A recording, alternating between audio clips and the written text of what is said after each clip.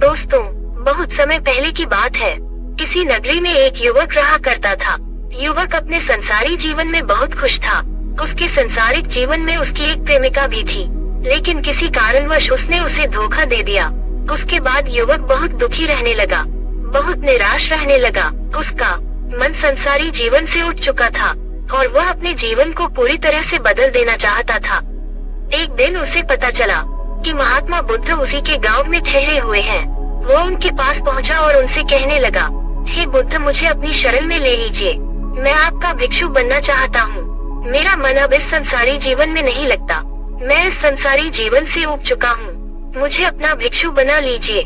महात्मा बुद्ध मुस्कुराए और उन्होंने उस युवक को अपना भिक्षु बना लिया। युवक बहुत ही तेज बुद्धि का था। उसे महात्मा बुद्ध जो कुछ भी कहते, जो कुछ भी सिखाते, उसे वह बहुत तीव्रता से सीखता चला जा रहा था। अब उसके जीवन का केवल एक ही लक्ष्य था, बुद्धत्व की प्राप्ति। एक दिन महात्मा बुद्ध और उनका शिष्य किसी नगरी से होकर गुजर रहे थे। वह रास्ता काफी लंबा था, जिस कारण महात्मा बुद्ध को जोर की प्यास लग गई। महात्मा बुद्ध काफी थक चुके थे, जिस कारण वह एक पेड़ के नीचे बैठ जाते हैं और विश्राम करते हैं और अपने उस शिष्य से कहते हैं, जाओ और मेरे लिए पानी लेकर आओ। शिष्य महात्मा बुद्ध के इस आदेश का पालन करता है। वो महात्मा बुद्ध के लिए जल का प्रबंध करने के लिए चल पड़ा। देखते ही देखते काफी समय बीत गया, लेकिन अब तक वह शिष्य महात्मा बुद्ध के पास वापस नहीं लौटा था। अब महात्मा बुद्ध ये सोच रहे थे कि वह कहाँ रह गया, और महात्मा बुद्ध को जोर की प्यास भी लगी थी। काफी देर विश्राम करने के बाद आखिरकार वो उसे खोजने के लिए रास्ते में आगे की ओर बढ़ते चलते हैं। तभी कुछ दूर आगे बढ़ने के बाद देखते हैं कि उनका शिष्य किसी युवती से कुछ बातें कर रहा है। वो युवती उस शिष्य से कह रही थी, मैंने जब से तुम्हें देखा है, मैं तुमसे प्रेम कर बैठी हूँ। मैं चाहती हूँ कि मैं तुमसे शादी कर लूँ। हर जगह मुझे केवल तुम ही नजर आते हो। तुम इस तरह से अपना जीवन क्यों बर्बाद कर रहे हो?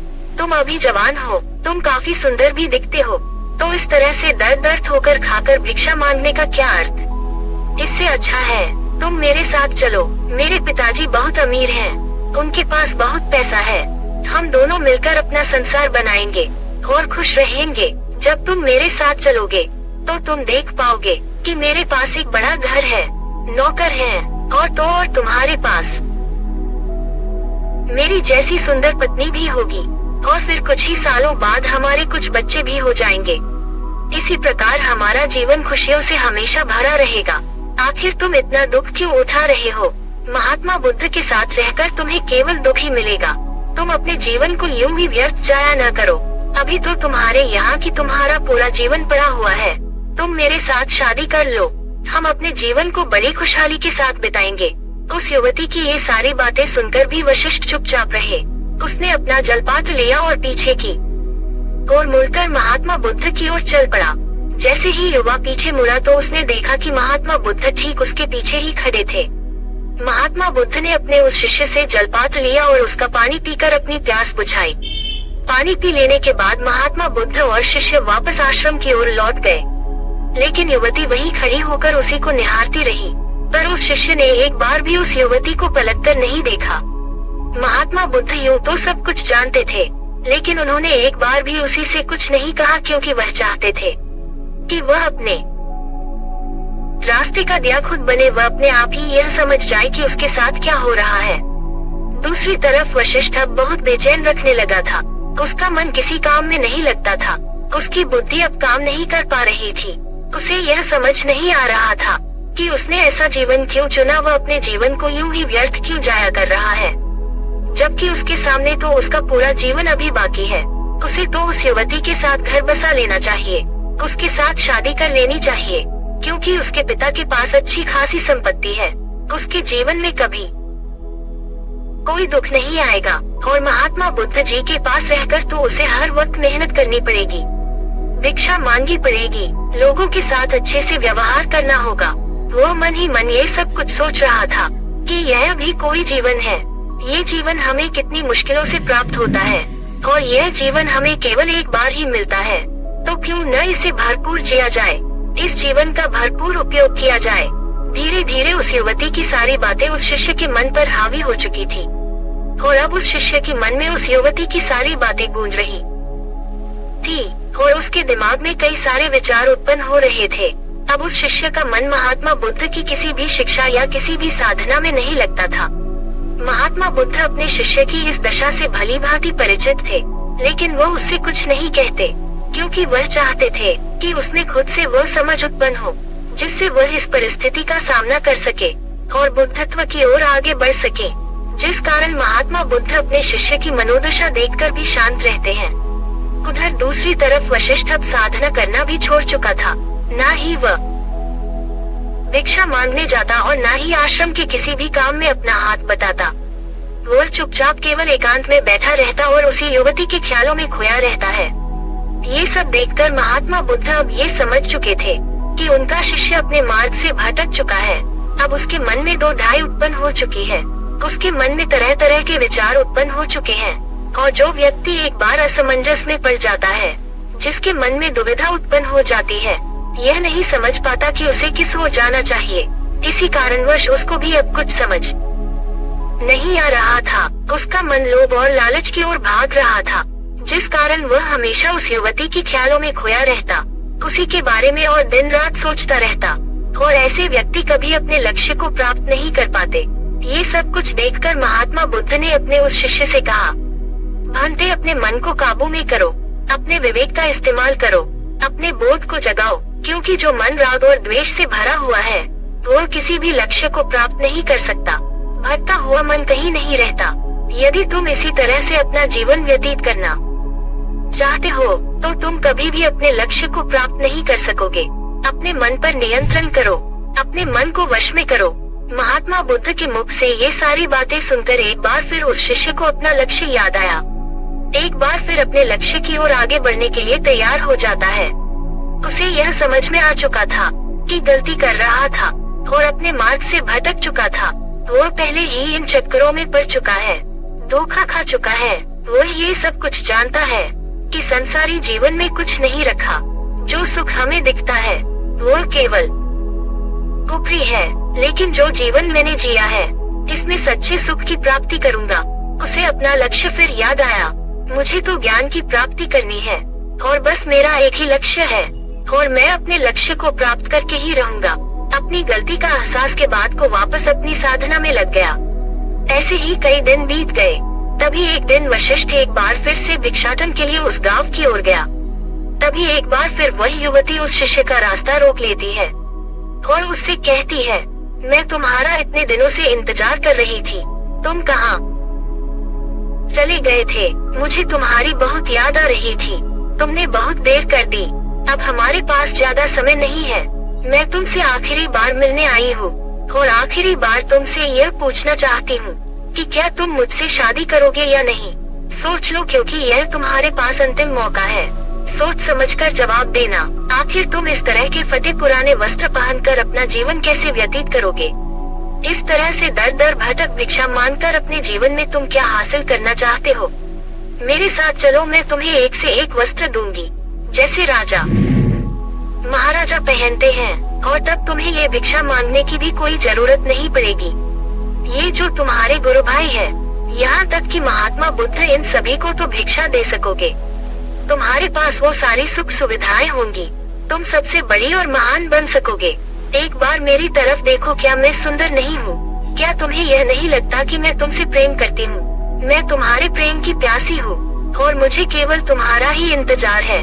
क्या तुम्हें मेरी बातें समझ नहीं आ रही? मैं तो तुम्हारा भला चाहती हूँ।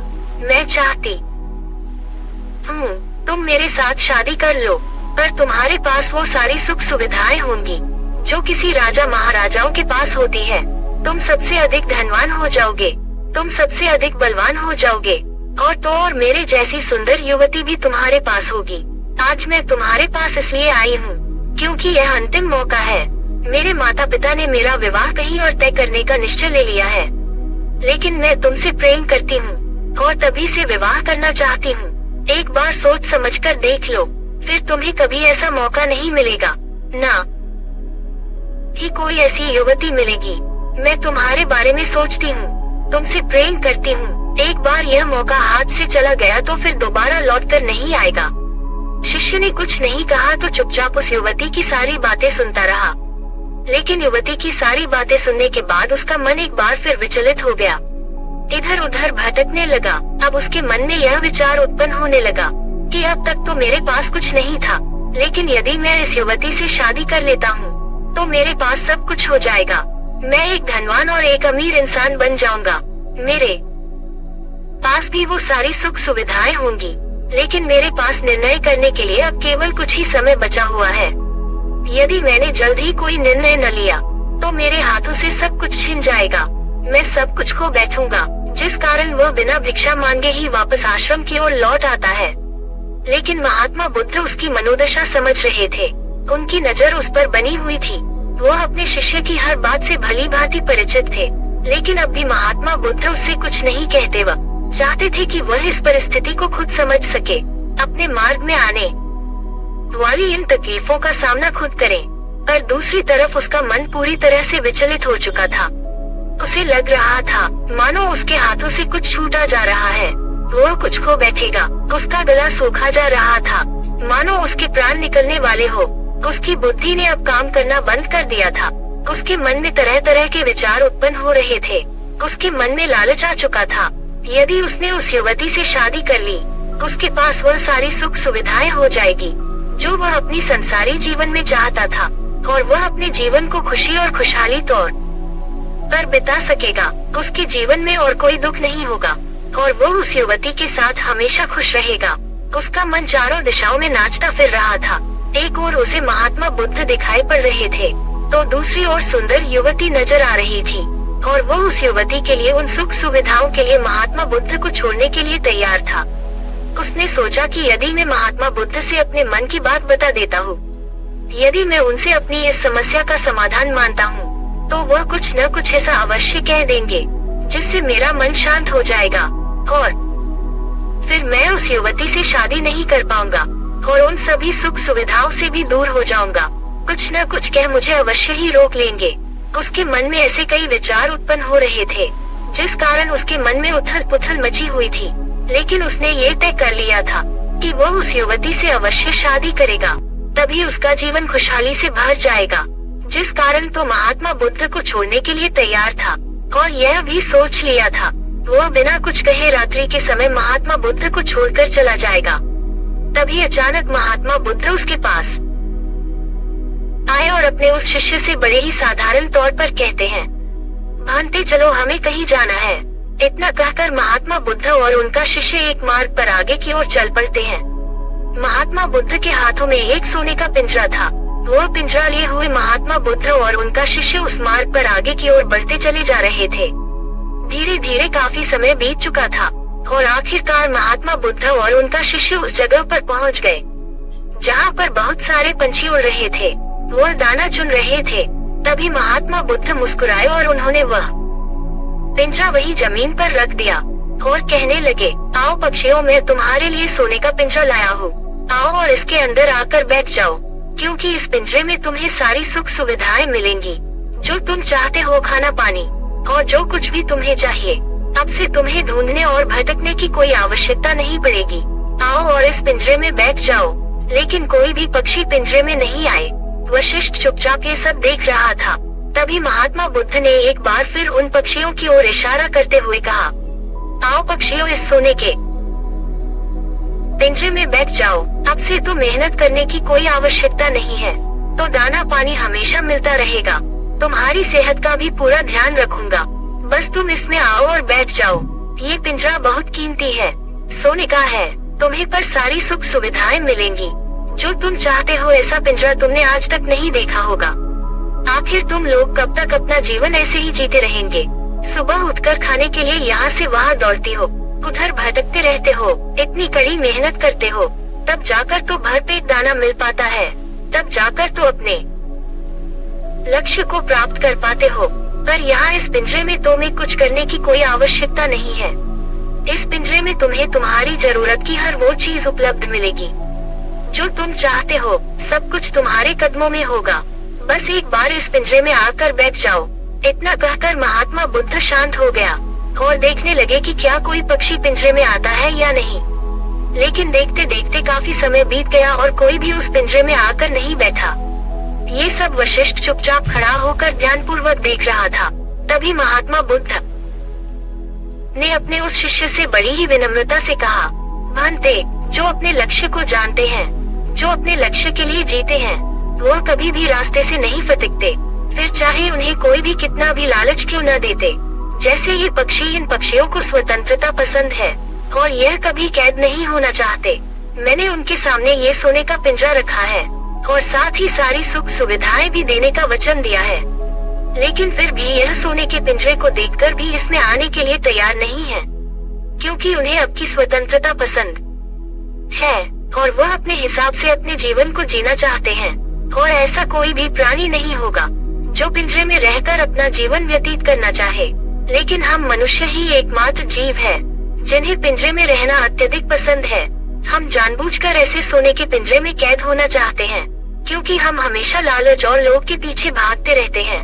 जहाँ कहीं हमें लालच नजर आता है, हम उसके पीछे आंख बंद करके इस तरह से पड़ जाते हैं मानो उसके अलावा हमारे जीवन में और कुछ है ही नहीं।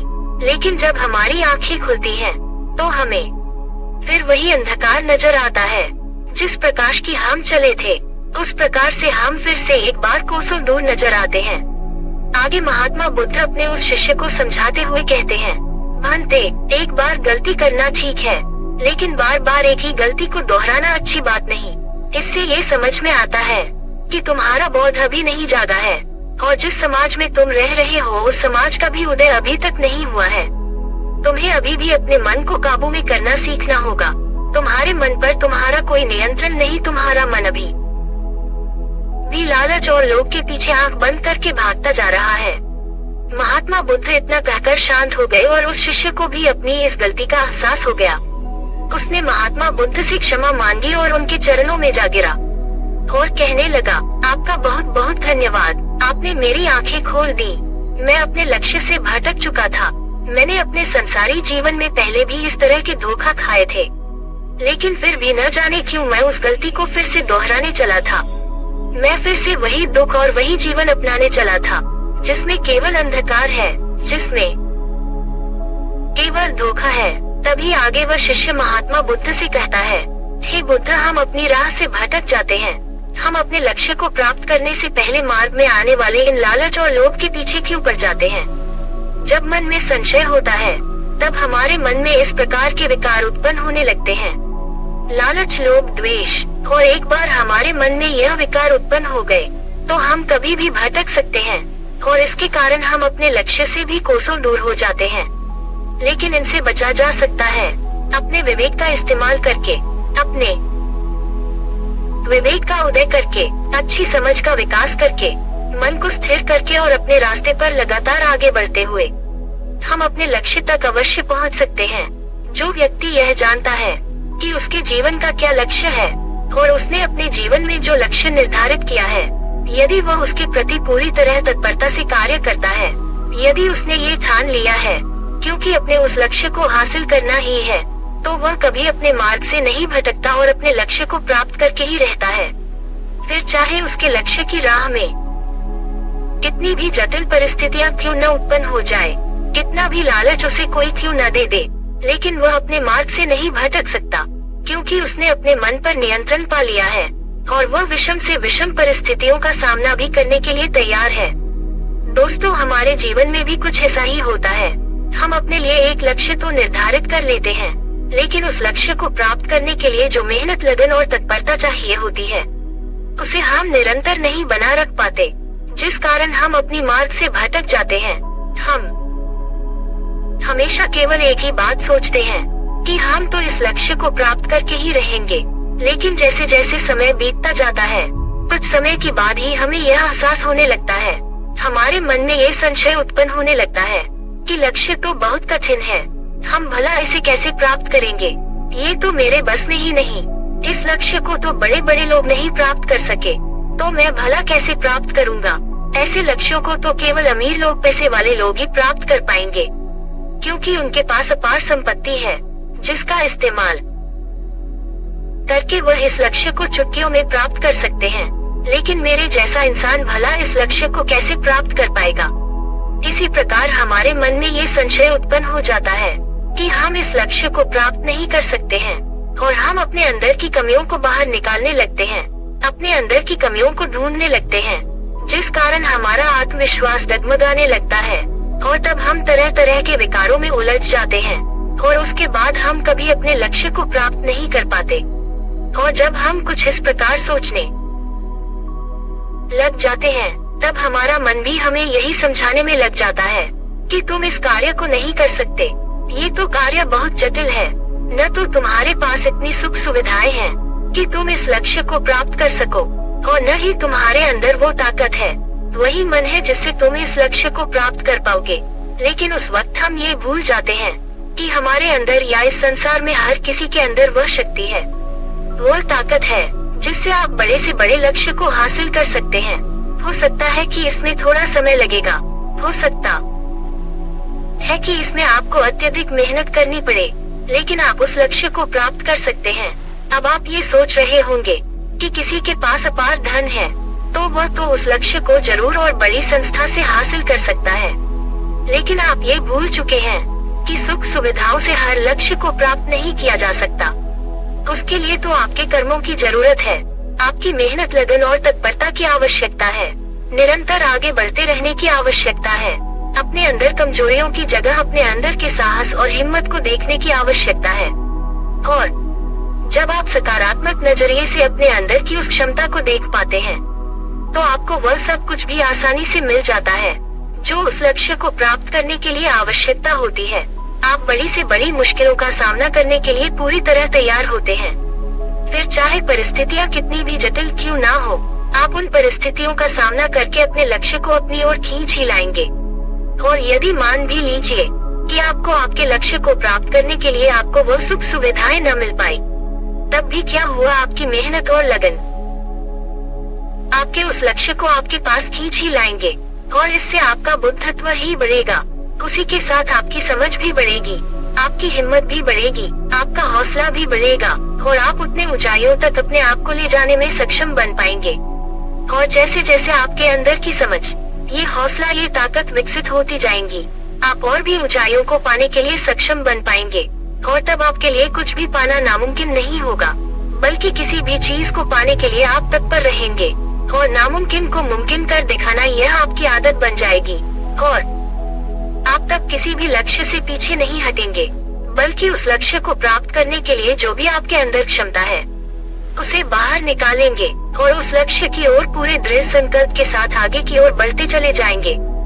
दोस्तों, उम्मीद है कि आपने आज की इस वीडियो से जरूर कुछ न कुछ सीखा होगा, तो इस वीडियो को लाइक और अपने दोस्तों के साथ शेयर करना न भूलें और हमें ऐसे ही सपोर्ट करने के लिए चैनल को सब्सक्राइब और घंटी बटन को भी जरूर दबा दें। तो चलिए मिलते हैं और वीडियो में, तब तक के लिए अपना ख्याल रखें। धन्यवाद। नमो बुद्धाय।